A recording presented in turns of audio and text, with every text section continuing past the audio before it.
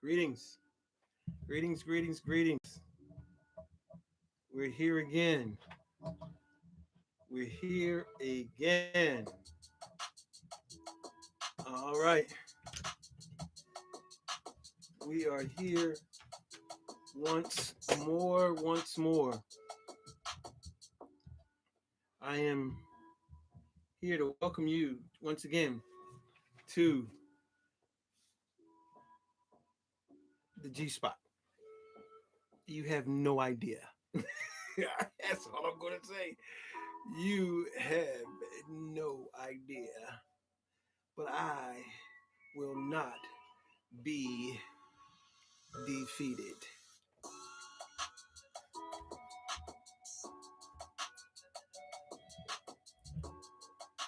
Cheers.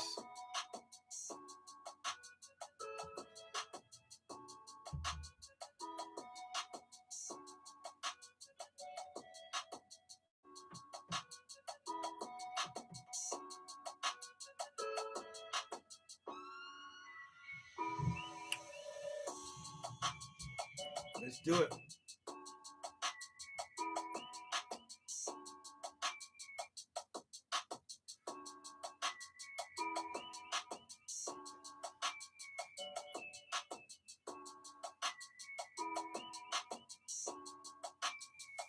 Well, if at first you don't succeed, try, try, try again. Okay. Woo. Let me build myself up. Uh, uh, uh. All right.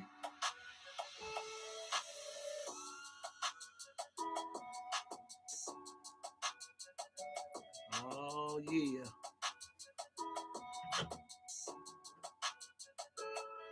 All right. Here we go again. Here we go again. Greetings, greetings, greetings. Welcome, welcome, welcome to the G Spot, where you can find great support, great purpose, great opportunity, and great transformation. Believe me when I tell you, believe me when I tell you, I know what I'm talking about. Thanks for joining me. I really do appreciate it. But we're going to continue on and we will not be deterred. I want to talk to you about um, a topic that came to me via one of my other platforms where they were asking and discussing around the idea. The question was being asked: does the number of your female significant other, does the number of her past sexual partners matter?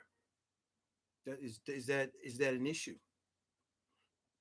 Well, there was a lot of different answers. One of the answers was that no, because I mean it was before um, we got together, so no, it doesn't matter because everyone has a life, and so their life before you should not matter in the broad scheme of the relationship that we're in now, because everybody has a life before. So no, it doesn't matter. It's really insignificant to the nth degree. Then there's someone who says that people who are so intent on considering the number or the body count is what's being used. The body count, they're not being as attentive to STDs. So paying attention to a body count rather than STDs shows a lack of attentiveness. At least that's what's being said. Now, I would say to that, because my my my answer to the question is that the number that of her past sexual partners does matter. It does matter, and I don't think that I think that her the body count relative to STDs may even correlate. So a lot of numbers, possibly a lot of STDs, whatever that is, urinary tract infections, whatever, chlamydia, uh, whatever those gonorrhea, syphilis, herpes. so so these STDs, chances are you become more susceptible with the more activity, and more activity means more in light of having more numbers, higher numbers. So in to that question, as far as um, the idea that the relationship between numbers being insignificant to the idea of STDs. I think STDs and the number can very well correlate. So that is something I think that is something to consider. Now, when this question is asked, the tends to happen is that there tends to get a a an emotional, visceral response that is very that can be very mean spirited, closed minded, and it becomes the coin toss, the flipping to the other side, or what I can call, excuse me, compare and contrast. So they want to compare and contrast, change the question from does the number of her past sexual partners matter to, from change it from that to does the number of his past sexual partners matter. And as a result, it's compare and contrast. I'm not saying that it's wrong. I'm just saying we have to deal with one platform at a time, one side of the coin at a time. We can deal with the other side after we deal with the first side. And what happens is we begin to be so uh, captivated by wanting to get to the other side that we really don't consider or really evaluate what's on the plate before us. And so as a result of that, nothing gets done, no questions answered, no development, no meaningful exchange, no growth, to the point that it just becomes, hurry up and get done so I can prove you wrong. And that's where a lot of people are. So, what I want to do tonight is I want to look at this particular idea from a less emotional paradigm, and look at it from a more biological and psychological uh, perspective. And the reason for that is because if we submit the facts or we look at the developmental and the psychological data, maybe we can have a more understanding and meaningful exchange on how and why this question is an important one. So, I mean, I'm not trying to convince anyone. I'm not here to even exchange with everyone. I want those that would hear me to hear what I'm going to say, because I think that the number of sexual partners for her does matter. Okay, so now again, looking at it from a psychological and a physiological and a cognitive standpoint. My background goes into psychology, it goes into theology, it goes into uh, sociology, it goes into philosophy. My background, I have so many. My background is diverse in both formal education, self-taught, um, and research. I mean, it's something that that I love education. I love learning, and always have. And it's interesting because I wasn't really the most studious student coming through school. I was an athlete, but I found out some things as I matured. I found out that I had I had some scruples. I had some knowledge, and that I just did not apply myself. So here we are, looking at how we can apply um, that that knowledge that we've worked on all these years in a different area. So here we go. Does the body count matter? Does the sexual body count matter? Does her sexual body count matter? Yes, it does. Now I'm going to get to the other side of the coin, but let's look at this first, because this was the question that was asked. And it's interesting because when I when I was asked the question and I answered it, what happened as a result was that the flip took place. Instead of answering the question or continuing to exchange on the paradigm that we were that was initiated and responded to, the flip took place, and we never was able to get to the what was the original.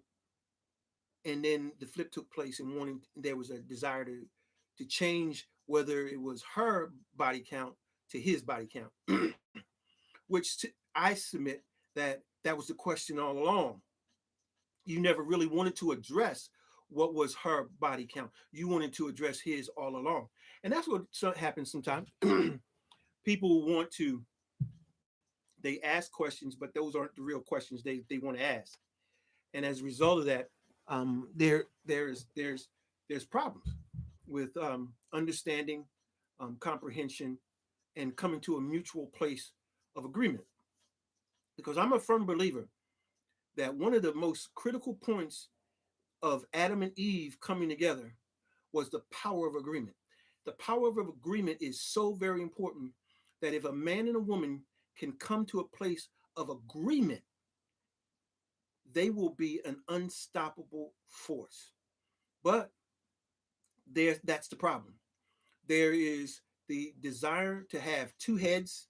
There's a desire to have two opinions, um, and there's a desire to be right, and there's a desire to be the leader.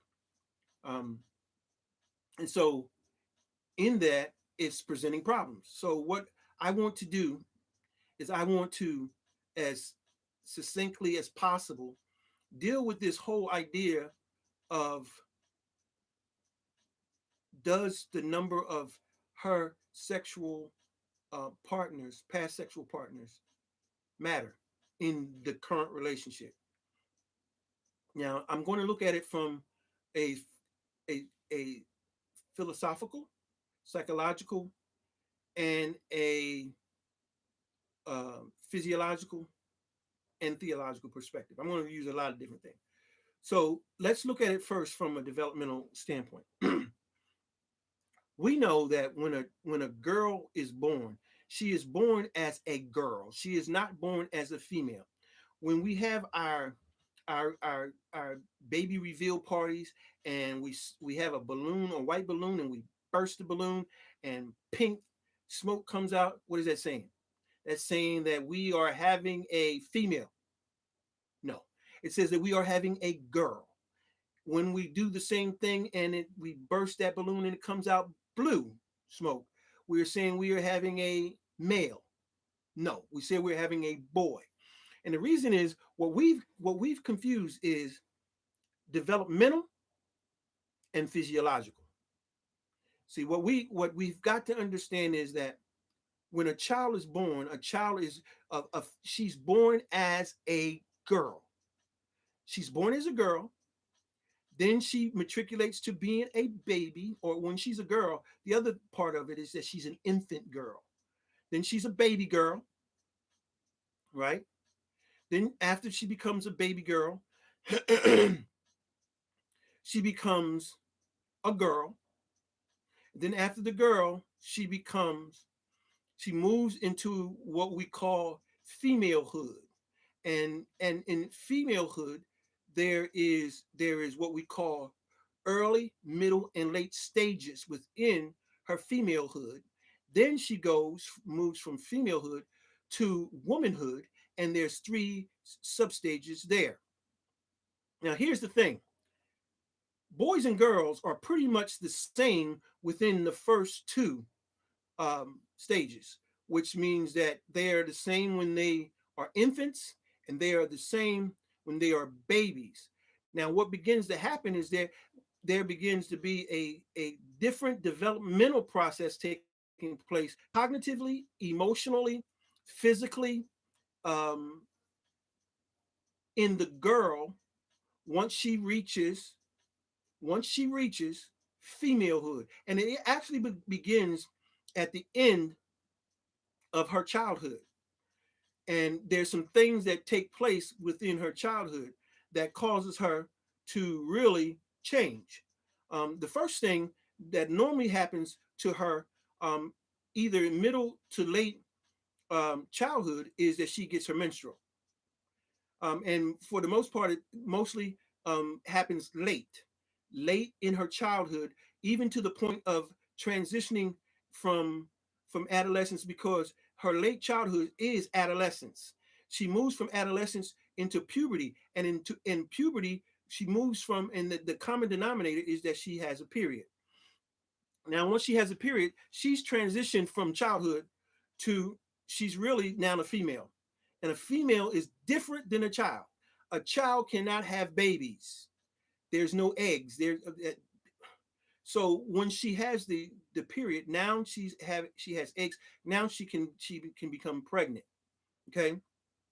Now that becomes very significant, and it should be in developmentally, because she becomes more cognizant of not the other parts of her that begin to develop. Not only does she begin to develop, as far as being able to carry eggs, but now we begin to see her body change.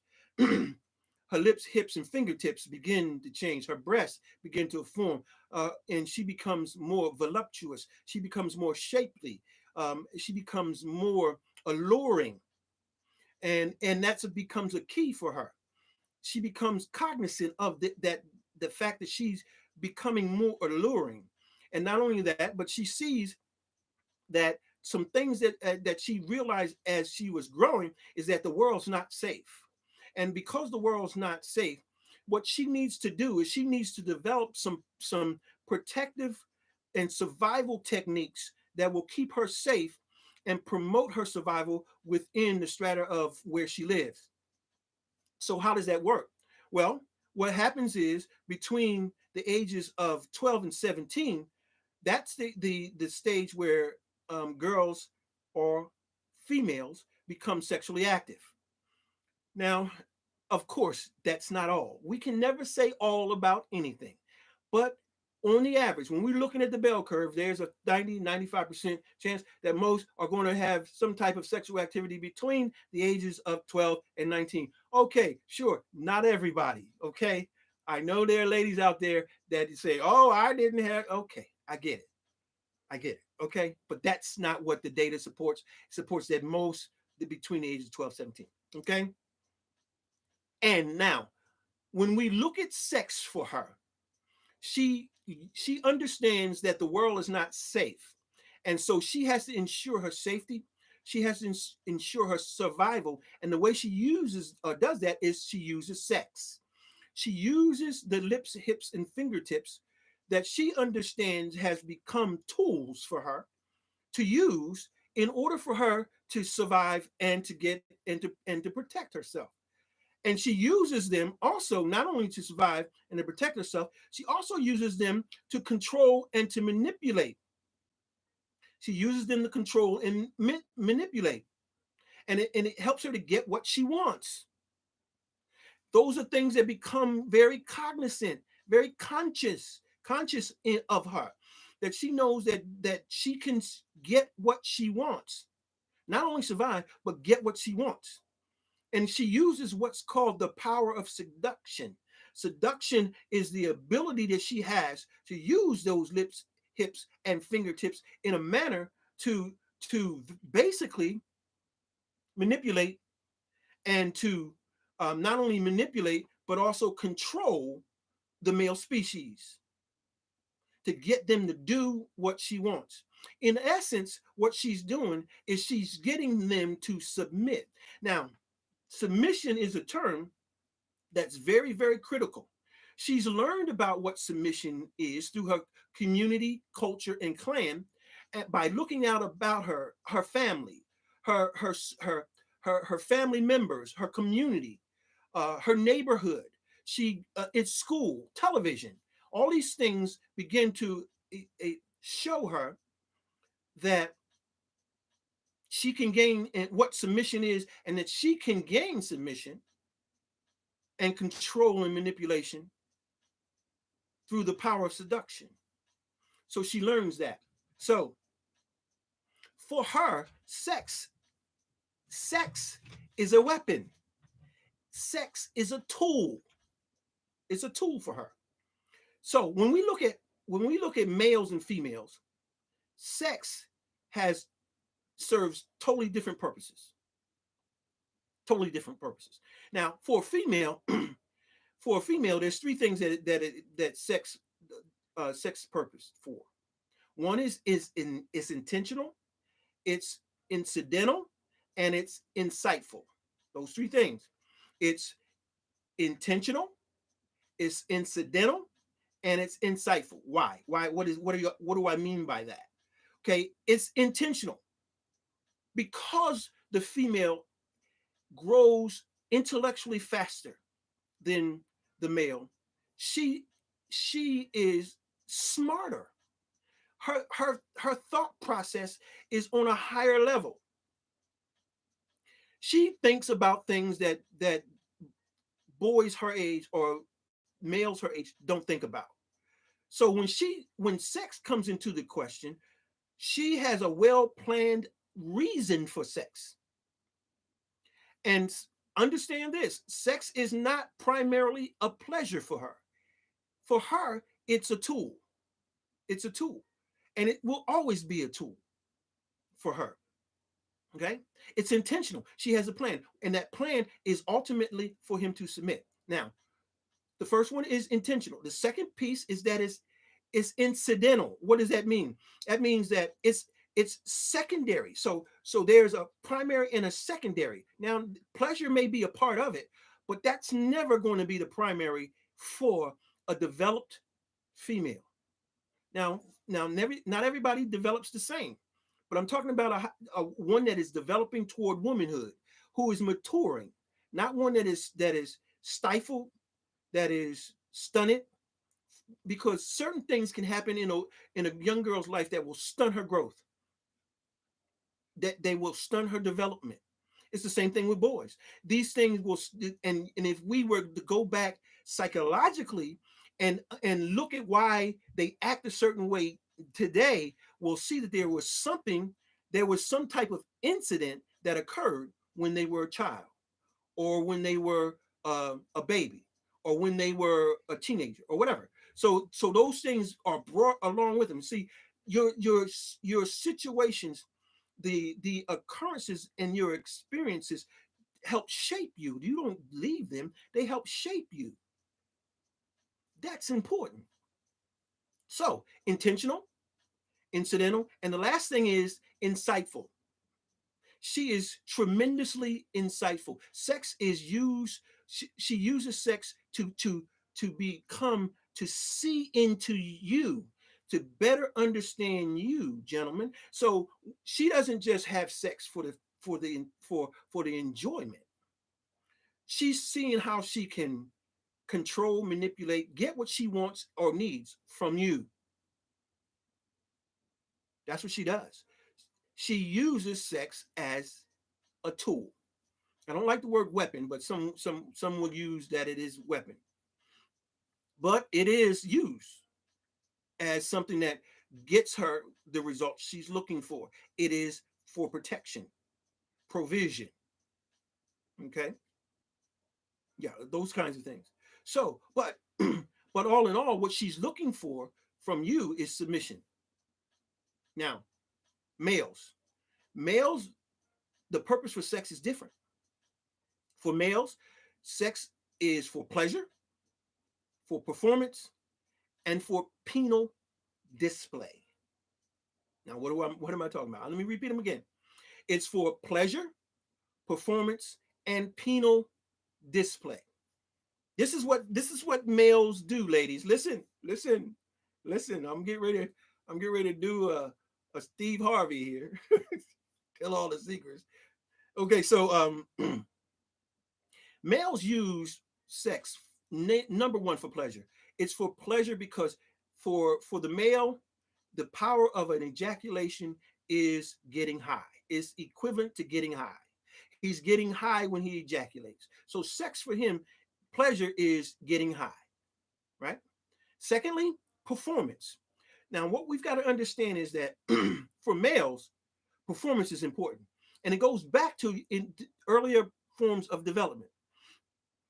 When a male was even a boy, okay, what he's learned is the idea of winning and losing. Winning gets the reward, losing gets punished or punishment. So he knows in order to get the reward, he has to win. And to win, he has to perform.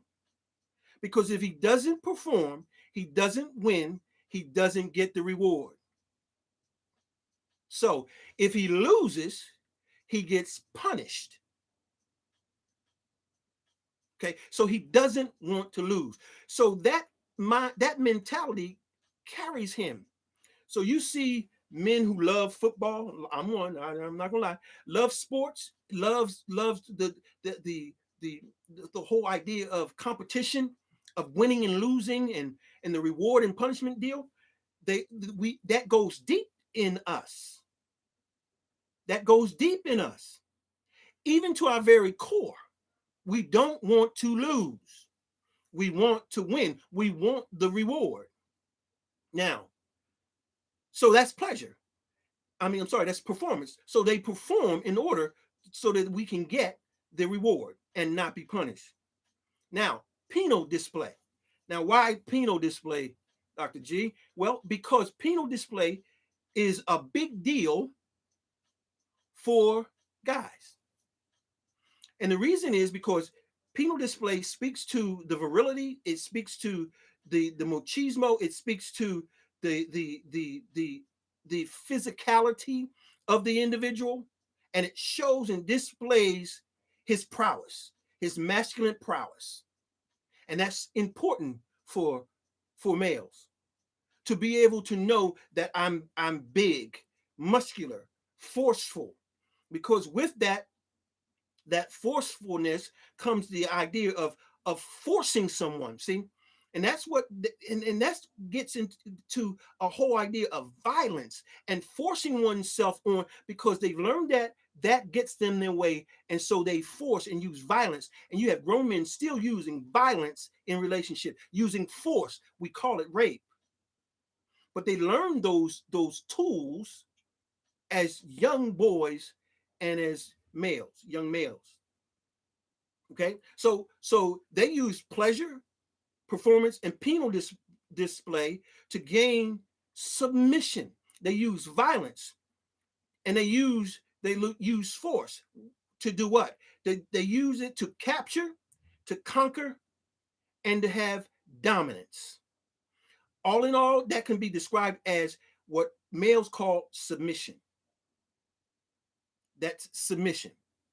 Now, that submission for them is important, because what submission does is it provides the same thing that the female's looking for, but it's different because both have come to the idea of submission at different places and have different experience of what it is. The female has the idea that submission comes as a result of control and manipulation, while the male comes to submission and thinking that it's to capture, conquer, and to have dominance. So they miss when it comes to the idea of submission. And then you have religion who promotes the a misogynistic kind of idea of it, of submission, that really also um, causes problems for the female. And so the idea of submission, and what I'm not going to go a whole lot into submission because I have a video that I go more in depth about submission, and I'm working on some things. I'm trying to work through some things and learn this platform, and so I'm still working and learning. And so um, we're going to get it together, prayerfully. So here it is. You know, the idea of is is her sexual partner's the number, the history, is it significant? Is it meaningful? Does it matter? Yes, it does. Here's why.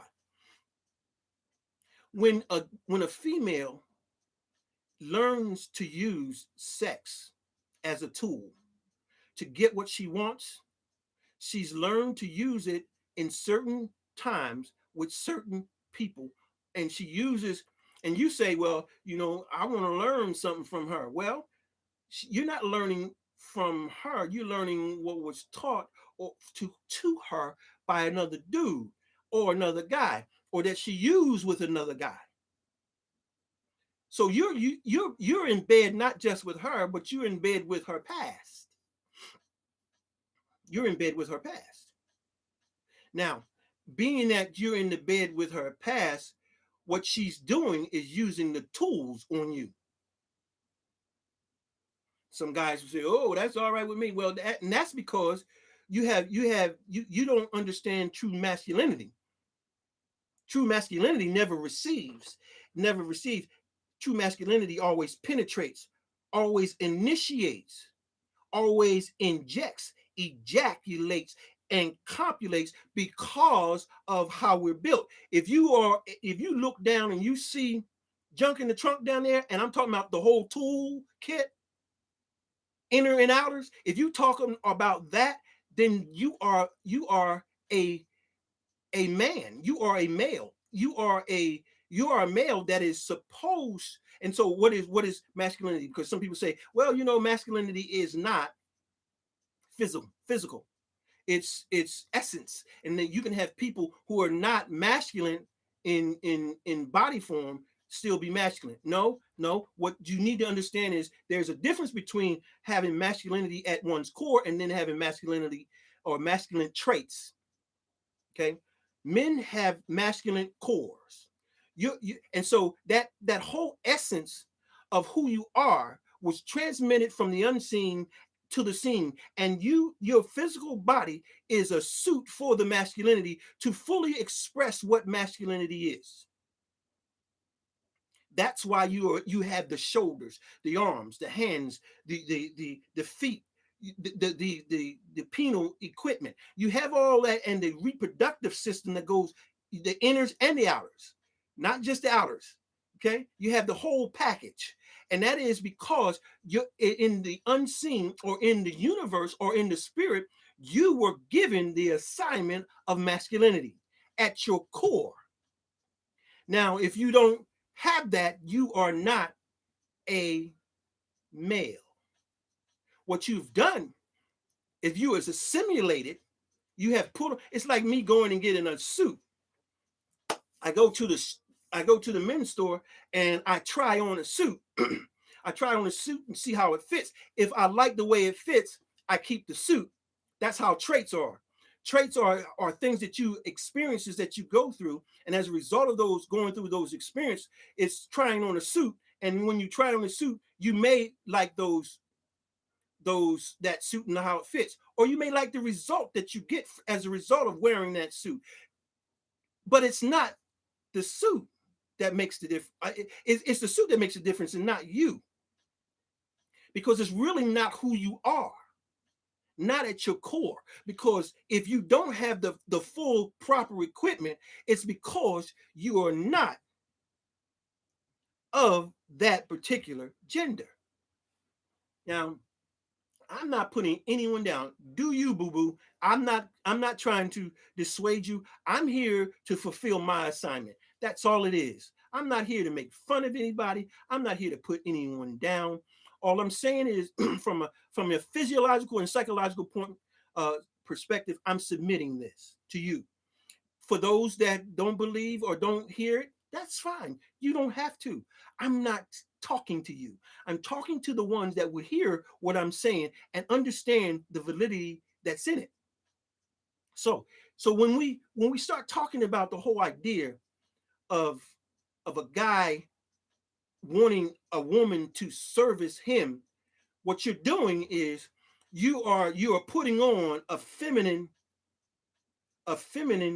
idea, because women receive, women are are entered, women are filled. Okay, men fill, men initiate, men carry out. Somebody know what I'm talking about. Okay, so the whole idea is that when she has sex with you, she's bringing her partners, the skills that she learned through her partners, to the table. That's a problem. That's a problem. Here's why so many men want young, unskilled, chase young girls, young women, if you would, or young ladies, however you want to put it, is why they want them. They want the purity. They want their prudence. They want their piety. They want their chase, them being chaste. Why? Because a man wants to be able to enter into a relationship where he can teach and not be taught. Why? Because it's important for a man to know that he's taught her how this relationship is going to be sustained sexually. Why? Because women, you have you have the responsibility and the power of sex, but men have the power and the responsibility for relationship. So if you and sex is important to a man, and if you want the relationship to last, because he has to determine whether the relationship is going to go further or not. He does. And if you want that to happen, then you have to know what he likes from a sexual standpoint. And so you have to learn. You have to be taught from him on what he likes, because whether you like it, ladies, or not, and many don't, a woman is for a man is not for a woman. It's a biblical principle, it's a philosophical principle. A woman is built for man, a man is not built for a woman. Now, I know that may sound, and for many females, it's because of that they choose to go another route, because they don't want to be um, the pursued. They want to pursue, if you would. So when we talk about that number of whoever she she has been involved with, what happens is, innately, females know that if they give a high number as to the number of men that they were involved with, they are looked at a certain way. They are looked at as a certain way. And so they lower the number. Now, for men do just the opposite. They inflate the numbers, because it's supposed to say something about the virility, their veracity, their sexual appetite, etc., etc. So these two go in two different directions, right? They go in two different directions, but at the same token, a woman that has a lot of sexual partners is looked at as being one who can weaponize sex. She can weaponize it and use it for to get what she wants. But here, know this, gentlemen: a woman who has developed, a female who has developed from her femalehood to womanhood, she understands how to use her femininity. And she will use the lips, the hips, and the fingertips in a way that will be undeniable. But yet, because she is so physically and mentally astute, developed, cognitively alert, she is on point. Listen, fellas, when you meet a woman, you meet a woman. And I'm not talking about these ladies who call themselves queens. Because when you really meet a woman, a queen is meaningless. A woman will never announce herself as a queen. She's more than a queen. She's bigger than a queen. She's an express image of God's mind. She knows it. When you see her, you know she knows who she is. She's not a queen. She's an express image of the mind of God. And she knows it. And she knows how to move about within the sphere in which she lives. She's awesome. She's better than awesome. She's magnificent. But she's a woman. And here's the thing, they're not easily found. Here's how you find a woman. You don't. You don't. Because what will happen, what you need to do, gentlemen, is find your individual purpose. Find purpose. And as you find purpose, what will happen is you will find that people will come into your area of influence, and she will be drawn in by the work that you do. That's what will draw her. Not the money, not the money. If she is drawn about money, she's the wrong one. If her primary objective is to get a six-figure guy, she's got issues. I see these women these females looking for six-figure guys. Listen, a guy making six figures isn't necessarily a man. And a man isn't necessarily making six figures. It's not the money. It's not the currency in his pocket that denotes him as a man. No, it isn't. It's his consciousness that dictates whether his consciousness. That's what you have to look for. Whether he's conscious, not his currency, but his consciousness. Is he alert? Is he at work? Is he busy doing, creating? What is he doing? That's what's important.